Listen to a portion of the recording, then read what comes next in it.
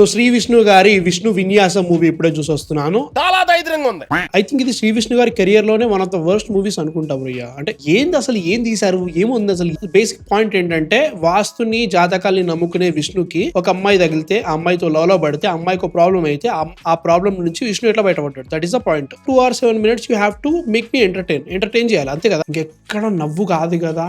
ఎందుకు వచ్చిండ్రా బాబు, ఏం చేస్తున్నారా దీంట్లో, ఎందుకురా ఇంత దారుణంగా ఉంది అని ఫీలింగ్ వస్తూ ఉంటది. ఈ సినిమాలో లవ్ స్టోరీ ఉంటది, అది లవ్ స్టోరీయా అని అనుకునే లోపే సినిమా అయిపోతుంది. ఈ సినిమా మొత్తం నాన్ సింక్ లోనే నడుస్తూ ఉంటది. ఇక్కడ కూడా సింక్ కాదు, సెన్స్ ఉండదు. No problem. నాకు ఆ నాన్ సెన్స్ లోనే నువ్వు నాకు కామెడీ క్రియేట్ చేయి. కామెడీ ఎంత దారుణంగా ఉంటది అంటే, యూ హ్యావ్ సత్య చెప్పిన ఒక డైలాగ్ నవ్వు రాలేదు. సత్య ఉండడం వల్ల అసలు ఎందుకు యూజ్ కాలే అనే ఫీలింగ్ వచ్చింది. ఇక్కడ శ్రీ విష్ణు గారి సినిమా కాబట్టి అనేసి కామెడీ ఏముంటది, ఓన్ డబ్బింగ్ చెప్పేసి ఏదో చేసేస్తారు కదా. అసలు ఆయన చెప్పేదానిలో కూడా ఏమీ అనిపించట్లేదు. జరిగే సిచ్యువేషన్ కి ఈయన చేసే డబ్బింగ్ కామెడీకి అసలు ఎక్కడ సింక్ అనిపించలేదు. నవ్వు కాదు కదా, ఏడుపు వస్తుంది నాకు, అంత దారుణంగా ఉండే. ఇంకా హైలైట్ ఏంటంటే సినిమా మొత్తం మీమ్ రెఫరెన్స్లు పెడదామని ట్రై చేస్తాడు. చాలా మందికి నచ్చే ఛాన్సెస్ ఉంటాయేమో. దీంట్లో నాన్ సింక్ గా పడుతూ ఉంటాయి భయ్యా. ఇక్కడ మీమ్ మెటీరియల్స్ పెట్టొద్దు అక్కడ పెడతా ఉంటాడు, ఎక్కడెక్కడ అవసరమో అక్కడ పెట్టాడు. అసలు పెట్టే లాభం అట్లాంటి.